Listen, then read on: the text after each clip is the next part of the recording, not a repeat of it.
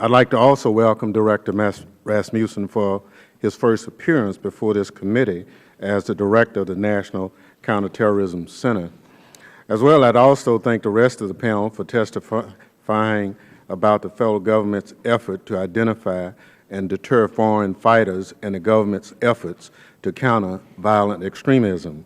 I'd like to express my condolences at the beginning to the family of the 26-year-old Kyla Mueller, an American aid worker who was taken hostage by the Islamic State of Iraq and Lebanon.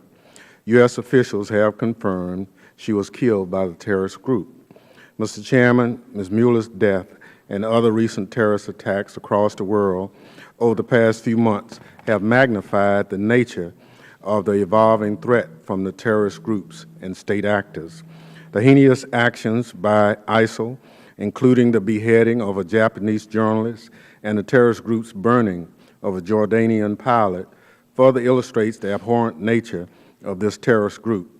Last month, the chairman of the Joint Chiefs of Staff indicated that the radical ideology of ISIL is causing other terrorist groups to rebrand themselves and emulate ISIL. Top U.S. officials have made public statements that foreign fighters linked to ISIL may pose a direct threat to this country. Moreover, those inspired by the ideology of ISIL, Al-Qaeda, and other groups are of concern. As we look to these threats, we cannot take a myopic view. Each attack from terrorist groups have reemphasized the global reach of terrorist activities. For instance, there was a crippling cyber attack in November on Sony Pictures Entertainment Network.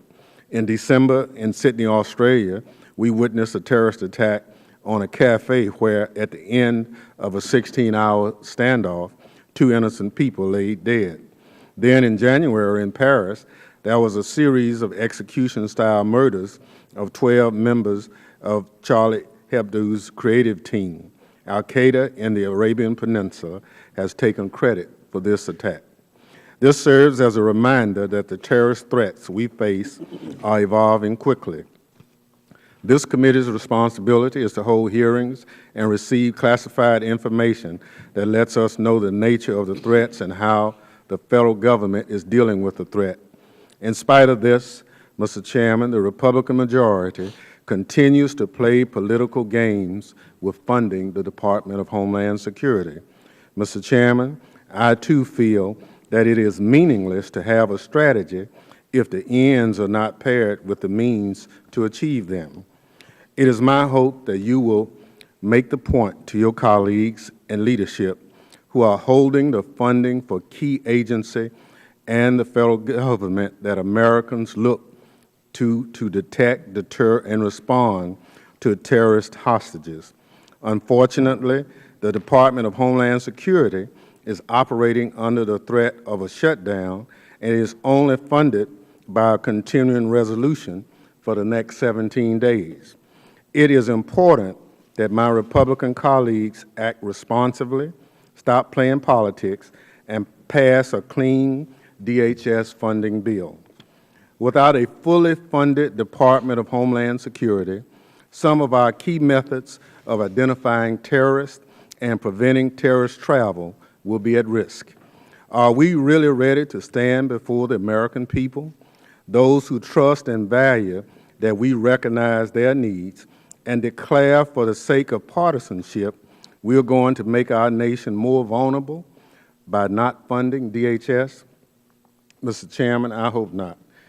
We have significant challenges before us.